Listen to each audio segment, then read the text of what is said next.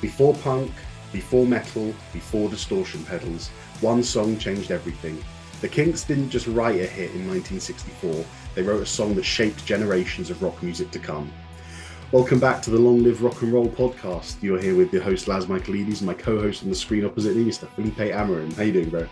Doing great, man, and you? Good, yeah, very well, thank you, very well. Got a bout of lovely weather in England this week, don't we? I love that. Isn't that just such a default British thing to do? We just go straight and talk about the weather. Yeah, we got it. That's first thing, and then we're going to talk about train times. Exactly, yeah, exactly, and how expensive things have got in Tesco's. So yeah, excellent. Right. Yeah, we've done. That's the whole conversation. That's it. Yeah, no need for anything else. We can all go home. So, today we're talking about "You Really Got Me" by the Kinks. One of the most famous rock songs in rock history. I mean, what would you, first of all, before we get into the little aspects of it, what are your thoughts about the song? I love the song. It's so straight to the point. It's a fun song. It's not pretentious. It's just a song. It's just something you listen to and it makes you want to sing along and dance and it always puts a smile on my face, that song. Yeah, it is one of those songs. Great riff. And the Kinks are one of my favorite bands as well. I truly believe that they're one of those underappreciated bands that really deserved a lot more credit than they got. I mean, I think you've got those top three, haven't you? You've got the Beatles, the Who, and the Rolling Stones, who people say shaped popular music in the 60s, and I really I have a strong case that the Kinks deserve to be there as well. I think as the other three, they made it into the American market easily, and I think the Kinks were some people would say they're too British for the American market. Some people say that they were just not commercial enough with their attitude and stuff. Well, I also heard that there was a dispute maybe with the brothers and the management, or something happened where they were planning an American tour. And then the brothers had an argument and the tour collapsed and they never made it to America. So as you said, they needed the breakthrough in America. Maybe never actually happened. Maybe a problem. And I think maybe that's the only reason why they're not as famous as the other top three that you mentioned. I think that's a fair thing, yeah. Anyway, I'll give you the details of the song really quickly. So the song was released on the 4th of August, 1964, recorded the month before at the IBC studio in London. Genre, I mean, I think a nice simple one is it's rock music, especially for the time it was released. It's rock music. However, there's been some others attributed to it. Some people have said garage rock, proto-punk, hard rock, proto-metal, which we'll get into. The song is 2 minutes and 20 seconds long, released on the Pi label in the UK and the Reprise label in the US, and it was written by Ray Davies and produced by Shel Talmy. So first thing I want to talk about is the obvious characteristic aspect of this song, which is the power chords. Now, for those who don't know, a power chord is where you play, it's a chord. But what chords normally do in music is you can play a major chord and a minor chord. A major chord sounds happy and a minor chord sounds sad. A power chord, however, removes the characteristic of whether it's happy or sad. Which is the third, isn't it? So you have the major third and the minor third. That actually gives the chord its characteristics. And when you remove that, you have that very specific raw sound that you can't tell if it's major or minor. You can when you analyze the overall picture of the song, but it's not really major or minor, isn't it? I've never been prouder of you as a drummer to start talking about chords. I know. I'm a drummer, but I have a piece of paper that says I'm actually a musician. It's somewhere in this room. Brilliant. Excellent. So the power chord, and what it does is quite literally, as it says on the tin, is it provides power. And you just listen to that opening riff and you hear the power straight away. The riff is built from two notes, as Felipe said. You remove the third and you put the root and the fifth, and it just gives a harmonic stability. As Felipe said, the singer might be singing the third note, which tells us whether it's major or minor. The bass player might be playing the third note, but the guitar, most importantly, is playing that stable harmonic, or not harmonic actually, power chord that really just solidifies it, doesn't it? Exactly, and it makes it heavier as well. So because it emphasizes the first note, the tone, the key of the song more than anything else. Because you normally play the first note, the fifth, and then the octave, which is theoretically the same note as the first one. So basically, basically the key of the song is more in your face, and I think it sounds, in this case, because of the overall guitar sound, it sounds more aggressive as well. Yeah, it's quite it does. punchy chord. Well, it sounds big. They're easy to play, and that's another thing, is we're not sort of slamming anyone's musicianship here, but power chords are easier to play because you don't need to worry about inversions and chords and all, which note am I playing the third on. And this made it really appealing to emerging guitarists, and as we'll get into later, the punk and the heavy metal movement, because as we keep saying, we're bringing the power to the music. Yeah. And you couldn't have punk or heavy metal without power chords. No, exactly. The other thing that these power chords did is it was essentially a very new approach, because in contrast to what came before, if we look at what came out at the time, you're talking the Beatles and Revolver. Oh no, Revolver was a year later, I think. But still, you've got the Beatles, who were moving into the more experimental categories of their pop / psychedelic rock, if you like, experimenting with chords from places like India and unusual harmonic approaches to songs. And the Beatles, being a pop band, obviously had their way of just making a love song. And because it was a sad love song, it would be in a minor key. Making a happy song about holding your girlfriend's hand, which is in a major key. And so the deviation, this was a very new approach to rock music and pop, if you like, if you want to call it that in a little bit. And then if you look at the before that, jazz, blues, classical music, if you want to go further back, all types of music that really, the key of the song, and I know you've been talking about the key in terms of a power chord does throw the key in your face, but analytically, the key of the song matters so much in jazz, classical music, and blues, because as we said, are we singing a happy blues song, which is going to be in a major key, or are we singing a sad one, which would be in a minor key? So this approach was just very can't be different happy for the and time. singing the blues, lads. Yeah, that's true. There are major blues though, aren't they? Maybe yeah. There's some happy blues songs. But yeah, and the importance of these power chords is, as you said, punk and metal would not exist without them, and we'll get that to later. We'll get onto that later in the episode. But then you had bands like The Who, the Rolling Stones, Sex Pistols, Nirvana, a plethora of bands, we can't even list how many there are, who would build their entire sound around power chords and make whole songs based off it, just like the Kinks have done with You Really Got Me. Think about the Ramones. It's just that, isn't it? That's all they've done. Yeah. And further to that, we've just named a few bands, but let's talk about some genres. Power chords became the foundation of genres like punk, grunge, heavy metal, hard rock. It was the key foundation in the guitar playing of those genres, isn't it? Yeah, it is. And this is, if it's not the first song to use a power chord in that way, it's the first famous song. So that's so sometimes people debate, did they actually create something, or is this the first one like this? What matters is the first one that we know of, is the first one that made it to the charts and got no notoriety. Yes, exactly. In the charts and everything, as you said.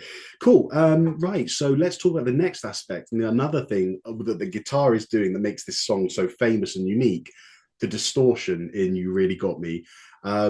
Again, another one of those instances where this is one of the first occasions where we're hearing a distorted guitar tone coming out of 1960s rock. Do you know the story of what happened, and do you want to explain it? Well, I know that Dave Davies cut his speaker, the amplifier speaker, with a razor. Was that accidental? It can't be accidental. No, I don't think it Why was. would it have a razor next to your amp? I know. So yeah, famously, he created this song's gritty distortion, because let's be honest, it's not perfect distortion. When you hear some guitar tones now and you're like, yeah, that's distortion, this was distorted in the literal sense. Literal distorted. Well, so he's got, it was an El Pico amp. Then he slit it with a razor blade and started poking it with a pin, and then he connected the damaged amp to a larger Vox AC30 amp, using it as like a preamp. So the smaller amp that was screwed up and slit open, that was like a preamp, providing the general tone to go through a bigger amp, giving you the big distorted sound. And yeah, I mean, very innovative and very do-it-yourself kind of approach for the 60s, wasn't it? Very punk as well. Yeah, there you go. So way before punk was a thing. It's like using whatever you've got to make a sound that doesn't exist yet. And that's one of the things that the British bands in the 60s were really good at. Let's figure out a way to come up with a sound that no one has produced before. Yeah. And why not? Why not damaging your equipment in order to create? Because it could have been something that people just didn't like. And I think it was kind of shocking when people heard that sound. So wait a minute, I never heard that before, and it sounds good, and it's fun. Absolutely, yeah, you're completely right. And you got to think as well at a time where there was no such thing as distortion pedals, fuzz pedals, studio effects to make that sound. It was like a completely homemade DIY solution, wasn't it? Yeah, exactly. Very clever. And the historical importance of this, again, it can't really be put into enough words. You know, we're going to do a little timeline at the end of the episode of what You Really Got Me did for rock, punk, and metal. But distortion was one of the first. This song, especially, was one of the first widely heard overdriven guitar sounds. Now, you have, as we said, the Rolling Stones and the Beatles and the Who a little bit before, or at the same time as the Kinks, doing their thing, and the Who especially playing slightly harder rock. But to achieve a tone like this, it wasn't really known until this time, until the Kinks did this, was it? And again, this would just pave the way for harder rock songs throughout the 60s and 70s, pushing into punk and heavy metal from the 70s onwards, really. And I mean, it's a legacy, isn't it? It's quite a milestone in guitar playing, don't you think? Yeah, it is. It is. I think every guitar player in the world should learn that riff. You have to. It's one of those, like, it's mandatory. If you want to know what rock guitar is all about, you need to know how to play that riff, you know. Cool.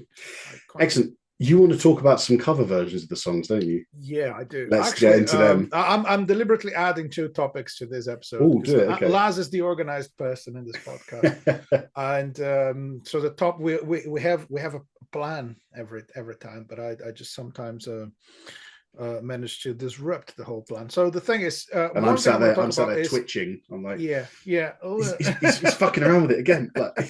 Yeah, I'm doing it again. So one thing. It has to do with what you asked, is the difference between the composition and the final product. Do you know how the song was written? No, please enlighten us. On the piano. So, because you see the credits, the songwriting credits go to Ray Davies. Yes. Who is not the guitar player, plays guitar, but he's not the guitar player in the band. He's the lead singer in the band. His main role in the band is to sing, but he was the main songwriter. But he said at the time he was just getting started with the idea of writing songs anyway. So that was one of the simplest songs he could come up with, right? And he was just playing on the piano. And he said the original approach was jazzy. Can you imagine that? Wow. A jazzy, bluesy kind of approach. And he has is only a few chords, so it does relate to blues music in a way. The way you stay on the first chord for a long time before you add the changes, and he played it like that on the piano. When he showed it to the band, it started to add stuff, and then Dave Davies came with the amp stuff that you just mentioned, and completely changed the song. Now, they had one first recording of it, which I don't think can be found. I couldn't find it. Okay. They recorded it. The label wanted to release like that. And they said, no, we want to do it a little bit faster, a little bit heavier. And there was a massive argument about that. They didn't want to release the first version of the song Dave recorded. So the producer claims that it would have been a hit anyway. And he actually said, this song could be a hit if you turn into a waltz. It's just but my point with that is, like, I think they had a point. They knew the song was too good, and they knew they could explore more possibilities, because the song is in a way so simple. Yeah. Right. So that was the perfect song to experiment with the guitar, because it's a simple chord progression, simple lyrics, and I think they knew there was a lot more potential. So they insisted on a different. I think they had to fund the second recording session and do it. They finally did, recorded and released the version they wanted. So that's, again, creative controls. A lot of band fights, they fight really hard for that, and that's what they did. So it's a massive difference between the first and the last version of it, I think. So from just piano and vocals to a kind of heavy rock song. Now, the covers, and that's where I believe these topics kind of connect. I actually think the riff is so important that it's more important than the lyrics and the melody. Mm-hmm. I completely agree. If you can, check Robert Palmer's version of this song. Okay. Yeah, I wanted to do it now because if you can listen to it, he made it. So he's a, kind of a, don't know if I should say like cheesy pop singer. He had a lot of hits, and but he did a version of this song that doesn't have the riff. And if I'm you listening listen now, to it, yeah. feel like it's funky, it's pop, it kind of works. You consider the melody and the lyrics are good, right? Is he singing it? I've got it. I'm listening Yeah. to it. Yeah, very unusual. Yeah, but it's like, yeah, it works, but isn't the riff the main thing? Yeah. The only I the think only this thing you're version getting proves here, that. It's a cool song yeah, without the riff, but but it's not the song. it's not the song. Not when you compare it to something like Van Halen's version, right? Exactly. Which just takes the riff and amplifies it times 100, doesn't it? Exactly. So I'm not quite sure if the Kinks were really keen on Van Halen's recording of it, but it did help with that song to become bigger in America.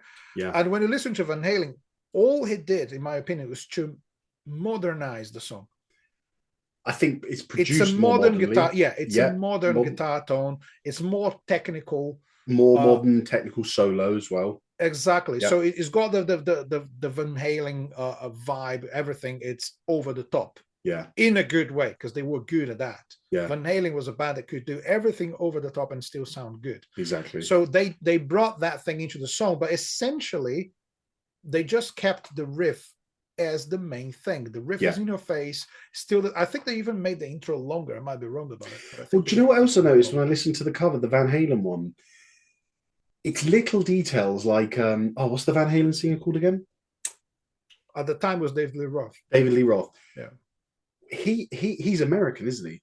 Yeah, I think so. Yet when he sang the words, there's a few times where he says the English version, which is really difficult because I'm talking about. I never noticed that. I'm trying to think of a song. Maybe I can't think of an example right now. But if you're trying to sing a song written or sung by an American, because you know the song so well, you're going to sing the phrase like an American would. Yeah. So I listen, bye, bye, Miss American Pie. That's how I sing it. Yeah. But in English, I'd say, well, bye, bye, Miss American Pie. That's Yeah. not how it goes. Yeah. But David Lee Roth, I've seen him like, I think an American would be like, see, don't ever set me free. But David Lee Roth goes, see, don't ever set me free. And so I just felt that British pronunciation. Yeah, I never noticed that. Well, I've over exaggerated it to prove Yeah. a point, but there are little words where I'm like, oh, hold on, he sounded like Ray Davies there. Like his tone and his accent was pretty good. But yeah, yeah, just double checking. He's definitely American. Yes, you got to double check those things. You never know. We want to get these things right. Like Slash was born in the UK, isn't it? So you never know. Yeah. I'll ask you one. Do you have anything else to say about any other covers?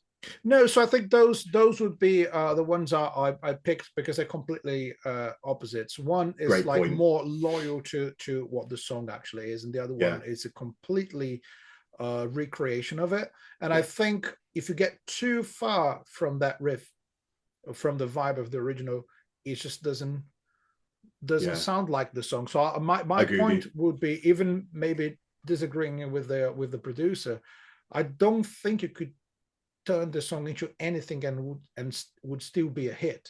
I think it would still be a great song because the lyrics and the melody are really good, but the riff is the song.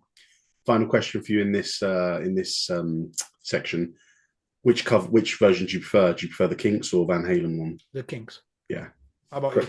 Yeah. Always. I actually, for me, it's a close second for Van Halen. I'm glad they've done it. They kind of brought that song into different contexts and different audience, and I think they did really well.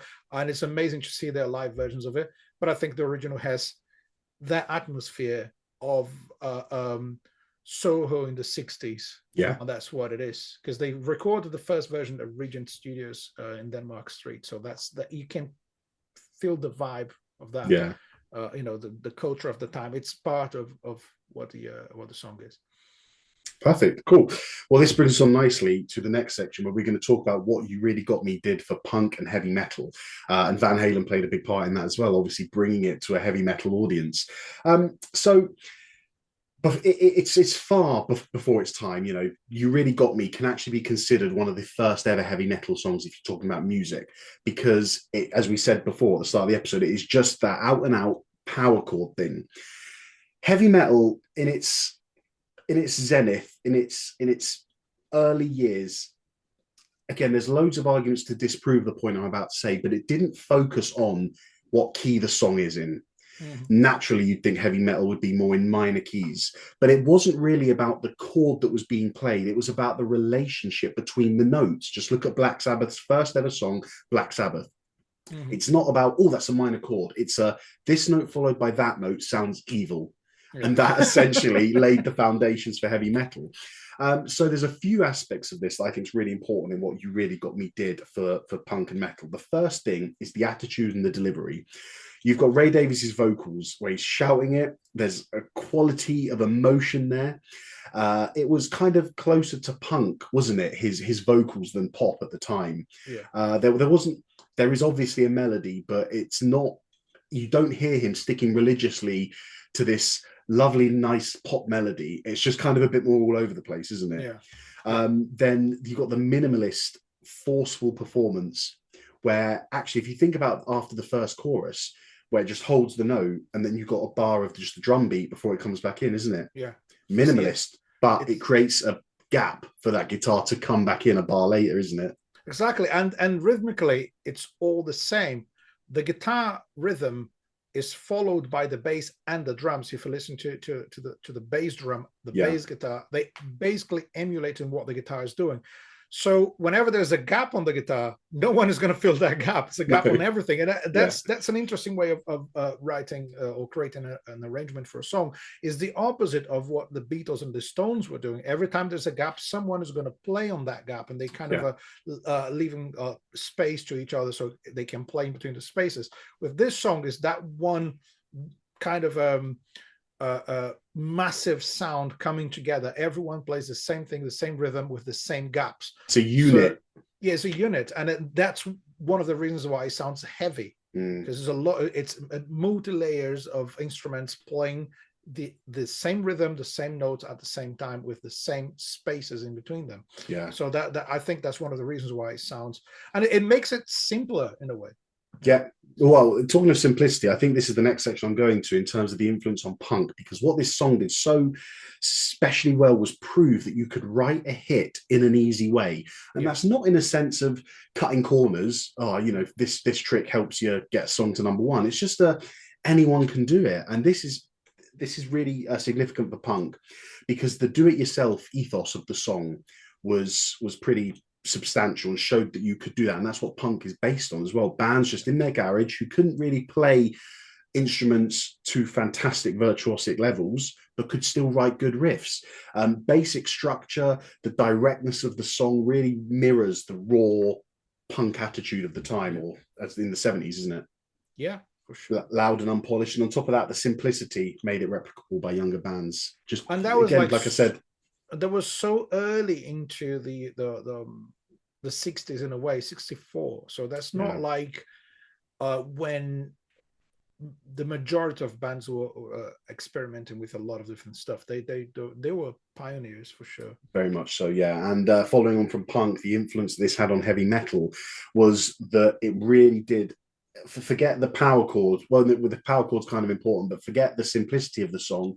It was more musical for metal in the sense of, okay, we're going to make songs based on riffs now, not chord progressions, not this chord to that chord, not a melody with chords in the background, a riff. And this was shown after this song. You had bands like Deep Purple, Led Zeppelin, Uriah Heep, all pushing the riff to further boundaries, pushing distorted guitar to heavier boundaries. And then you have Sabbath do it and essentially start heavy metal, February 13th, 1970. And Van Halen's cover in 1978, flashy solos, heavy guitar tone, the glam metal, pre-glam metal production, really tight-knit unit, just demonstrates the seamless transition that this song has into if when you hear Van Halen do it, you think with not with better production, with different production and maybe a different vocal delivery, the Kinks, You Really Got Me could be a heavy metal song.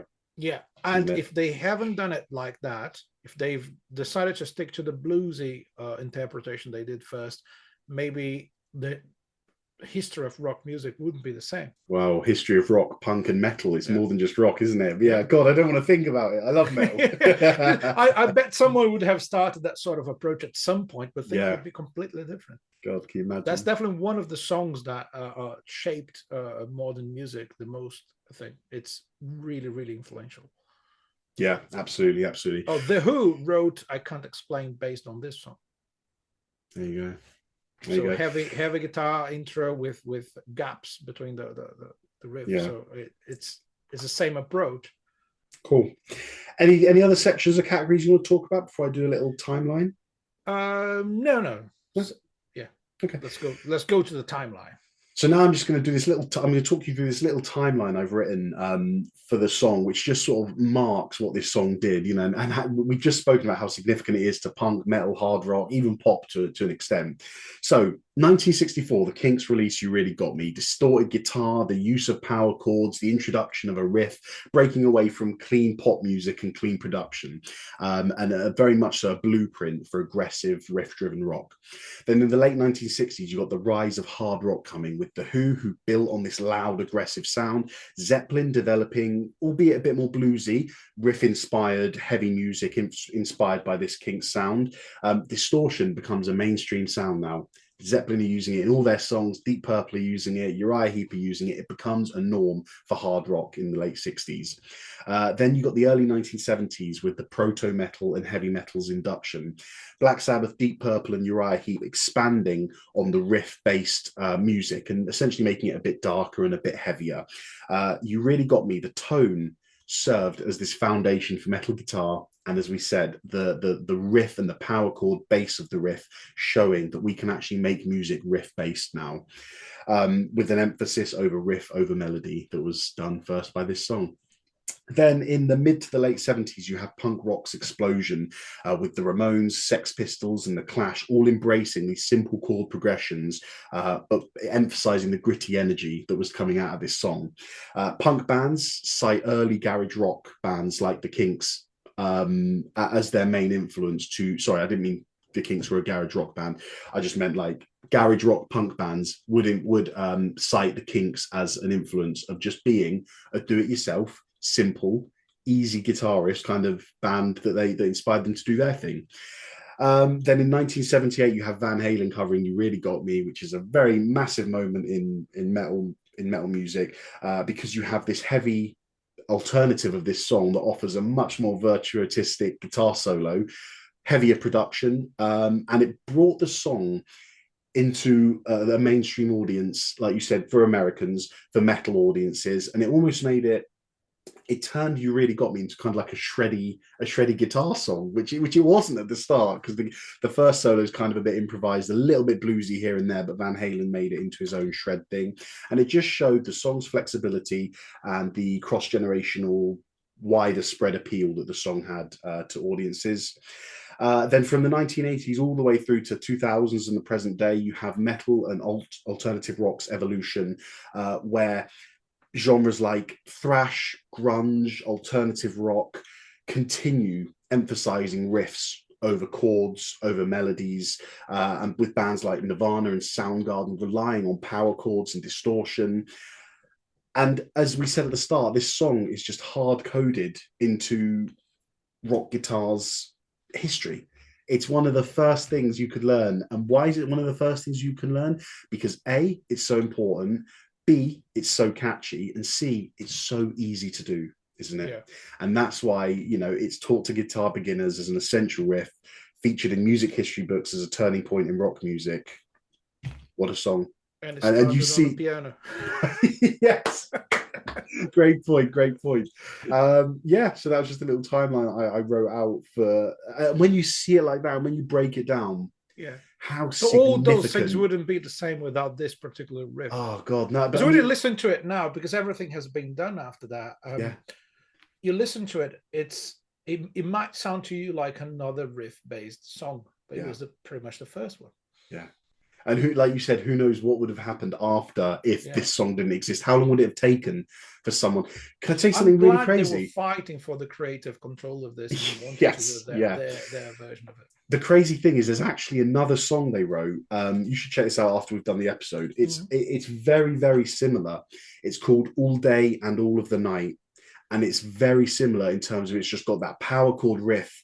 I argue it's got a better chorus, All Day and All of the Night. It's a wicked song, and I think that was written around the same time. So even if they didn't write You Really Got Me, they might have done it a month later with it All Day and All of the Night anyway.